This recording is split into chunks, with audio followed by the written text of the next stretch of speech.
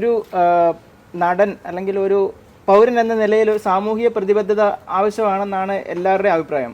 കഴിഞ്ഞിടെ ഒരു പ്രസ് മീറ്റിൽ ധ്യാൻ ശ്രീനിവാസൻ പറഞ്ഞിട്ടുണ്ടായിരുന്നു, എനിക്ക് ഒരു ഓൺലൈൻ ഗെയിമിംഗ് ആപ്പിനെ പ്രൊമോട്ട് ചെയ്യുന്ന ഒരു പരസ്യം പുള്ളി പ്രൊമോട്ട് ചെയ്തു. അപ്പം അതിനെപ്പറ്റി ചോദിച്ചപ്പം പുള്ളിക്ക് സാമൂഹിക പ്രതിബദ്ധത ഇല്ല എന്നാണ് പറയുന്നത്. അപ്പം അതിനോട് എന്താണ് അഭിപ്രായം ചേട്ടൻ? കലാകാരന് സാമൂഹിക പ്രതിബദ്ധത ഉണ്ടാകണം എന്ന കാര്യത്തിൽ സംശയമൊന്നുമില്ല. കാരണം സമൂഹത്തോട് ഒരു ഉത്തരവാദിത്വമുണ്ട്. ഞാനൊക്കെ വളരെ പേടിച്ചാണ് ഇപ്പോൾ ഒരു പരസ്യത്തിന് എൻഡോഴ്സ് ചെയ്യാൻ പറയുമ്പോൾ, ഒരു ഉദാഹരണത്തിന് ഒരു പണമിടപാട് സ്ഥാപനം, അത് നല്ല രീതിയിൽ പ്രവർത്തിക്കുന്ന ഒരു സ്ഥാപനമല്ലെങ്കിൽ നാളെ പ്രേക്ഷകര് അല്ലെങ്കിൽ ജനങ്ങൾ എന്നോട് പറയും, ജഗദീഷ് പറഞ്ഞിട്ടാണ് ഞങ്ങളൊക്കെ കൊണ്ട് പൈസ ഇട്ടത്, ഞങ്ങൾക്ക് പറ്റിക്കപ്പെട്ടിരിക്കുകയാണെന്ന് പറയാം. അതുകൊണ്ട് ഒരു പണമിടപാട് സ്ഥാപനമാകുമ്പോൾ അതിൻ്റെ റെപ്യൂട്ടേഷൻ എന്താണെന്ന് അന്വേഷിച്ചറിയേണ്ട ധാർമ്മികമായിട്ടുള്ള ഉത്തരവാദിത്വം നമുക്കുണ്ട്.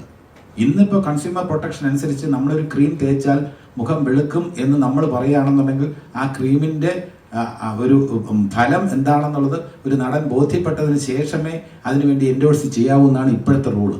അതുകൊണ്ട് നമ്മൾ അല്പം സൂക്ഷിക്കണം. പിന്നെ സമൂഹത്തോട് നമുക്ക് ഉത്തരവാദിത്വമുണ്ട്, ഇല്ലെന്ന് പറയാൻ പറ്റില്ല, നമുക്ക് ഒഴിഞ്ഞ് മാറി നിൽക്കാൻ പറ്റില്ല. സമൂഹത്തോട് ഉത്തരവാദിത്വമുണ്ട്. ഇത് പറയുമ്പോൾ ഇത് ധ്യാൻ ശ്രീനിവാസനെതിരെ ഒളിയമ്പുമായി ജഗദീഷ് എന്ന് കൊടുക്കരുത് പ്ലീസ്.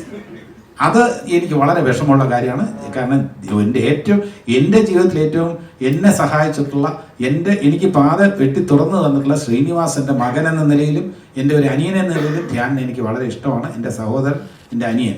അപ്പോൾ അത് ധ്യാൻ ശ്രീനിവാസനെതിരെയുള്ള ഒളിയുമ്പോ ഒന്നുമല്ല. ഞാൻ പറയുന്നത് ധ്യാൻ ശ്രീനിവാസനോട് വിയോജിപ്പുണ്ടെന്ന് എന്ന് വേണമെങ്കിൽ രേഖപ്പെടുത്തിക്കൊള്ളൂ. കലാകാരന് സമൂഹത്തോട് പ്രതിബദ്ധത വേണം എന്ന് തന്നെയാണ് എൻ്റെ പക്ഷം എന്ന് കൊടുത്തോളൂ. പക്ഷെ അത് അദ്ദേഹത്തിനെതിരെ വ്യക്തിപരമായിട്ടുള്ള ഒരു പരാമർശമായിട്ട് നിങ്ങൾ കൊടുക്കരുത് പ്ലീസ്. എനിക്ക് കിട്ടിയ അറിവനുസരിച്ച്, അത് എത്രത്തോളം ശരിയാണെന്ന് എനിക്കറിയില്ല, എനിക്ക് കിട്ടിയ അറിവനുസരിച്ച് ഈ സമരം ഉണ്ടാകാനുള്ള സാധ്യത കുറവാണ്. ഒന്ന്, നടീനടന്മാരും പ്രൊഡ്യൂസേഴ്സ് അസോസിയേഷൻ തമ്മിലുള്ള ആ തർക്കം, അതിന് വേണ്ട ചർച്ചകൾ, അനൗപചാരിക ചർച്ചകൾ നടക്കുന്നുണ്ട് ഇപ്പം. അതിൽ തന്നെ വിജയം കണ്ടെത്തും. പിന്നെ സർക്കാരും ഫിലിം ഇൻഡസ്ട്രിയും തമ്മിലുള്ള ഒരു സമരമാണ്. അതിൽ ഇലക്ട്രിസിറ്റി ടാരിഫ് ഉൾപ്പെടെയുള്ള കാര്യങ്ങളിൽ അത് സർക്കാരുമായിട്ട് നമ്മൾ ഒന്നിച്ച് നിൽക്കും. അതിൽ സർക്കാരിന് എത്രത്തോളം ചെയ്യാൻ കഴിയുന്നുള്ളത് അത് സർക്കാർ അവസരത്തിൽ വ്യക്തമാക്കും. അപ്പോൾ അത് സർക്കാർ വ്യക്തമാക്കി കഴിഞ്ഞിരുന്നാൽ ആ സമരം ഒഴിവാക്കും. അല്ലാതെ സർക്കാരിനെതിരെ ഒരു സമരം ഇൻഡെഫിനിറ്റായിട്ട് കൊണ്ടുപോകാൻ പറ്റുന്ന ഒരു ഇൻഡസ്ട്രി അല്ല. സർക്കാരിനോട് നമ്മുടെ ആവശ്യങ്ങൾ പറയുക, അതിൽ എത്രത്തോളം ചെയ്യാൻ സർക്കാരിന് കഴിയും എന്നുള്ളതിന് അതിന് ഈ നടന്മാരെല്ലാം തന്നെ ഇൻഫ്ലുവൻസ് ചെയ്യാൻ കഴിയും സർക്കാരിന് ഒരു പരിധി വരെ. സർക്കാരുമായി നല്ല ബന്ധമുള്ള അല്ലെങ്കിൽ സർക്കാരിൽ ഭരണത്തിൻ്റെ തലപ്പത്തിരിക്കുന്ന മന്ത്രിമാരും മുഖ്യമന്ത്രിയുമായിട്ടൊക്കെ അടുപ്പമുള്ള നടീനടന്മാർ നമ്മുടെ കൂട്ടത്തിലുണ്ട്. അവർ വിചാരിച്ച് അവരും കൂടെ വന്ന്, നിർമ്മാതാക്കളുമുണ്ട്, സംവിധായകരുണ്ട്, അവരെല്ലാം കൂടെ പറഞ്ഞ് ഇൻഡസ്ട്രിയുടെ ആവശ്യങ്ങൾ നേടിയെടുക്കാനുള്ള ശ്രമങ്ങൾ നടത്തുക. അതിൽ എത്രത്തോളം നേടിയെടുക്കാൻ കഴിയും എന്നുള്ളത്, കാരണം റവന്യൂ എന്ന് പറയുന്നത് ഈ ബിവറേജസ് കോർപ്പറേഷൻ്റെ റവന്യൂവും ഈ ലോക്കൽ സെൽഫ് ബോഡീസിൻ്റെ ഈ ടാക്സുമാണ് സർക്കാരിൻ്റെ ഏറ്റവും പ്രധാനപ്പെട്ട വരുമാനങ്ങളിൽ ഒന്ന്. അത് കുറയ്ക്കാൻ സർക്കാർ തയ്യാറാകുമോ എന്ന് ചോദിച്ചാൽ പ്രായോഗികമായി ബുദ്ധിമുട്ട് സർക്കാരിൻ്റെ ഭാഗത്തുനിന്നും ഉണ്ടാവും. സർക്കാർ അത് വിശേഷം പഞ്ചായത്ത് കോർപ്പറേഷൻ തിരഞ്ഞെടുപ്പ്, മുനിസിപ്പാലിറ്റി തിരഞ്ഞെടുപ്പ് നടക്കാൻ പോവുകയാണ്. ഈ സമയത്ത് നമ്മൾ ഒരു സമരം ചെയ്ത് ടാക്സ് കുറയ്ക്കണമെന്ന് ആവശ്യപ്പെട്ടാൽ പുതിയ ഭരണസമിതി വരാൻ പോകുന്ന ഈ അവസരത്തിൽ അത് എത്രത്തോളം സർക്കാരിനെ തൃപ്തിപ്പെടുത്താൻ കഴിയും അല്ലെങ്കിൽ സർക്കാരിന് കുറയ്ക്കാൻ കഴിയുമെന്ന കാര്യത്തിൽ എനിക്ക് സംശയമുണ്ട്. അപ്പോൾ ആലോചിച്ച് തീരുമാനമെടുക്കണം. സർക്കാരും തുറന്ന സമീപനമാണെന്ന് ശ്രീ സജി ചെറിയാൻ പറഞ്ഞിട്ടുണ്ട്. അപ്പോൾ എന്തായാലും ചർച്ചകൾ നടക്കും, നല്ലതാണ്. ഈ സമരം ആഹ്വാനം ചെയ്യുമ്പോൾ സമരം ചെയ്യാൻ വേണ്ടിയല്ല, നമ്മുടെ ആവശ്യങ്ങൾ ആൾക്കാരുടെ ശ്രദ്ധയിൽപ്പെടുത്താൻ വേണ്ടിയാണ് ഈ സമര ആഹ്വാനം എന്ന് പറയുന്നത്. അപ്പോൾ സമരം ചെയ്യും എന്ന് പറഞ്ഞാൽ അന്ന് സമരം ചെയ്യുന്നുള്ളതല്ല, ഞങ്ങൾക്ക് കുറേ പ്രശ്നമുണ്ടെന്നുള്ളത് ഇൻഡസ്ട്രി അറിയിക്കുകയാണ്. ആരെ? സർക്കാരിനെയും ജനങ്ങളെയും ബാക്കിയുള്ള ഇൻഡസ്ട്രിയിലുള്ള ബാക്കിയുള്ള ആൾക്കാരെയൊക്കെ അറിയിക്കുകയാണ്. ആ അറിയിക്കുന്നതിൽ ഈ പ്രൊഡ്യൂസേഴ്സ് അസോസിയേഷൻ വിജയിച്ചിട്ടുണ്ട്. അതിനനുസരിച്ചുള്ള പരിഹാരം ഉണ്ടാവുമെന്ന് തന്നെയാണ് എൻ്റെ പ്രതീക്ഷ.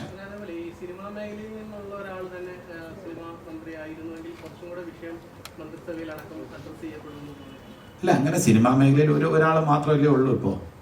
അപ്പം അതുകൊണ്ട് അങ്ങനെ വേണമെന്നില്ല. യഥാർത്ഥത്തിൽ അതിപ്പോൾ ഏതെങ്കിലും ഒരു രീതിയിൽ അത് എക്സ്പീരിയൻസ് ഉള്ള സിനിമ കൈകാര്യം ചെയ്യാൻ സിനിമയിൽ അഭിനയിച്ച് പരിചയം വേണമെന്നുള്ള അതിനോട് എനിക്ക് യോജിപ്പൊന്നുമില്ല. അല്ലാതെ തന്നെ ഈസിലി സോൾവ് ചെയ്യാൻ കഴിയും. സജി ചെറിയാൻ കോമ്പറ്റന്റ് ഇനഫ്, അദ്ദേഹത്തിന് ഇത് സോൾവ് ചെയ്യാനൊക്കെ താല്പര്യമുണ്ട്, അദ്ദേഹത്തിന് കഴിയുന്ന തന്നെയാണ് എൻ്റെ വിശ്വാസം. പക്ഷേ ഈ ടാക്സ് ഒക്കെ കുറയ്ക്കുന്നതിൻ്റെ കാര്യത്തിൽ അദ്ദേഹം മാത്രം വിചാരിച്ചാൽ പോലെ അത് ബാലഗോപാൽ ഫിനാൻസ് മിനിസ്റ്റർ വിചാരിക്കണം, ചീഫ് മിനിസ്റ്റർ വിചാരിക്കണം. അവരെത്രത്തോളം വിചാരിക്കും, അവർക്ക് എത്രത്തോളം വിചാരിക്കാൻ കഴിയും എന്ന കാര്യത്തിൽ പ്രായോഗികമായിട്ട് നമ്മൾ ചിന്തിക്കണം. ആ പ്ലീസ് ഒരു വലിയ കൈയ്യടി കൊടുക്കും പ്ലീസ്. ഇതിലേറ്റാൽ ഭീമനും ഇല്ലേ, ഭീമനും ഓക്കെ.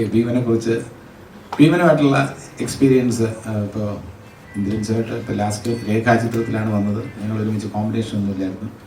ഈ സിനിമയിൽ അഭിനയിക്കുമ്പോൾ വളരെ രസകരമായിട്ടുള്ള നിമിഷങ്ങൾ ഒരുപാട് ഞങ്ങളുടെയൊക്കെ മനസ്സിൽ എന്നും ഓർത്ത് അല്ലേ കഴിയാനുള്ള കുറേ നല്ല രസകരമായിട്ടുള്ള ഓർമ്മകളുണ്ട്. ഭീമനെക്കുറിച്ചും ഭീമൻ്റെ സാധ്യതകളെക്കുറിച്ചും ഭീമൻ ഒളിപ്പിച്ചു വെച്ചിരിക്കുന്ന രഹസ്യങ്ങളെക്കുറിച്ചും അത്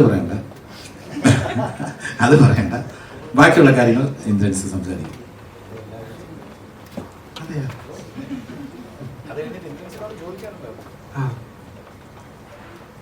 ചോദിക്കുന്നതാണ് നല്ലത്. പറയാൻ സിനിമ നല്ലതാണല്ലോ.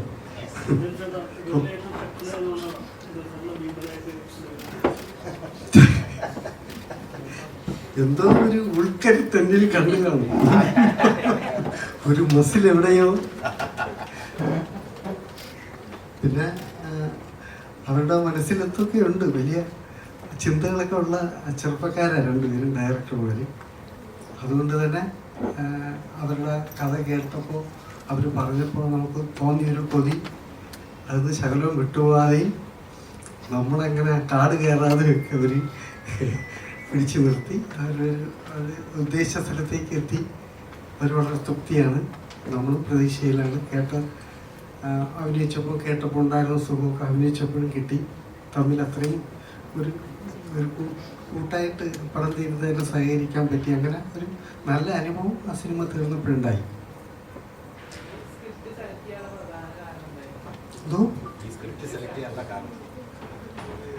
അങ്ങനെയൊന്നുമില്ല. നമ്മൾ നല്ലതൊക്കെ ചെയ്യുന്നവരാണ്. എന്നാലും നല്ലത് കുറച്ച് നമുക്ക് ആസ്വദിക്കാനുണ്ടെന്നുള്ളൊരു ചിന്ത വരുമ്പോഴത്തേക്ക് നമ്മൾ കാത്തിരിക്കുമല്ലോ. ചില പ്രത്യേക ദിവസങ്ങൾ കാത്തിരിക്കും പോലെ കൊതി തോന്നുന്ന സിനിമകൾ ചെയ്യാൻ കാത്തിരിക്കും. അതിനിടയ്ക്ക് എങ്ങും ഓടാൻ മനസ്സ് വരത്തില്ല. തീരുന്നത് അവിടെ തന്നെ അതിൻ്റെ കൂടെ ചേർന്ന് നിൽക്കും. അതൊക്കെ ആ സിനിമ കൊതിപ്പിക്കുന്നത് കൊണ്ടാണ്. അങ്ങനെ തോന്നിയതാണ്. ഒരു കാര്യം കൂടെ പറഞ്ഞിട്ട് എൻ്റെ പ്രൊഡ്യൂസേഴ്സിനെ കുറിച്ച് നമ്മളൊന്ന് റെഫർ ചെയ്യേണ്ടതായിട്ടുണ്ട്. ആൻ സജീവുമാണ്. അവർ ഫ്രാഗ്രൻറ്റ് മൂവീസ് ഇവിടെ പ്രതിനിധികൾ എത്തിയിട്ടുണ്ടോ? അവരില്ല, എത്തിയിട്ടില്ല. അവരങ്ങനെ പ്രത്യക്ഷപ്പെടാൻ ആഗ്രഹിക്കുന്നില്ല. അവരുടെ മാക്സിമം അവർ നമ്മളുമായിട്ടൊക്കെ സഹകരിച്ച് ഒരു നല്ല ചിത്രം അണിയിച്ചെടുക്കാൻ വേണ്ടിയുള്ള എല്ലാ രീതിയിലുള്ള സഹകരണം ഫ്രാഗ്രൻറ്റ് മൂവീസ് നടത്തിയിട്ടുണ്ട്. അവരോടുള്ള നന്ദി ഈ എൻ്റെ ടീമിൻ്റെ പേരിൽ ഞാൻ അറിയിക്കുകയാണ്. അടുത്ത ചോദ്യത്തിൽ വരാം. അങ്ങോട്ട് പോകുന്നുണ്ട്. അങ്ങനെ ഒന്നും പറയാറായില്ല. എൻ്റെ അടുത്തൊരു ക്യാരക്ടർ പറഞ്ഞത് ചെയ്യാൻ കൊതി തോന്നുന്നതും അതുപോലെ എൻ്റെ കൊക്കിൽ ഒതുങ്ങുന്നതെന്നും തോന്നിയത് കൊണ്ട് കമ്മിറ്റ് ചെയ്തതാണ്. അല്ലെങ്കിൽ പേടിയാണ്. മലയാളം അല്ലാതെ ഒരു ഭാഷ കൈകാര്യം ചെയ്യാൻ പേടിയുണ്ട്. പല അവസരങ്ങളും വന്നിട്ടും ചെയ്യാതിരുന്നു. അതുകൊണ്ടാണ്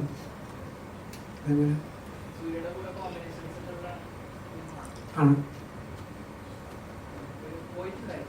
പോയി.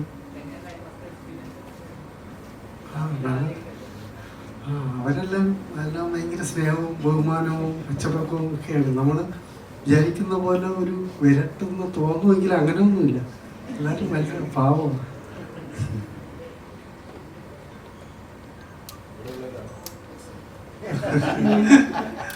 നമുക്കാണ് തോന്നുന്നു ഇച്ചിരി കൊതിക്കറിവൊക്കെ ഉള്ളത്.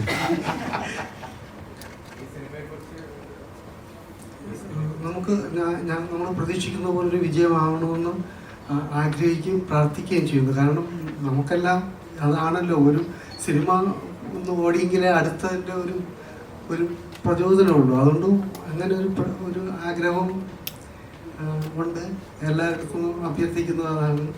നല്ല സിനിമകളൊക്കെ ഇപ്പം നന്നായി പോകുന്നുണ്ട്. അപ്പോൾ ആ ഒരു വിശ്വാസമുണ്ട് മനസ്സിൽ. നല്ലതാണെങ്കിൽ അതെല്ലാവരും സ്വീകരിക്കുന്ന വിശ്വാസം. അപ്പോൾ എല്ലാവരിലും എത്തിക്കാൻ വേണ്ടിയിട്ട് നിങ്ങളൊക്കെ കൂടെ ഉള്ളപ്പോൾ ഒരു വലിയ സന്തോഷം. ആക്ച്വലി ഞങ്ങൾ പ്രിയൻ സാറിൻ്റെയൊക്കെ വലിയ ആരാധകരാണ് ഞാനും ഉത്സവം. ഇപ്പോൾ ഇങ്ങനത്തെ സിനിമയുടെ കഥ ആലോചിക്കുന്ന സമയത്ത് പഴയ കാലഘട്ടത്തെ ആക്ടേഴ്സിനെ വെച്ചിട്ടാണ് ഞങ്ങൾ ഇതിൻ്റെ റൈറ്റിങ് അല്ലേ തുടർന്നത്. അതിനിപ്പോൾ കപ്പിൽ സാറ്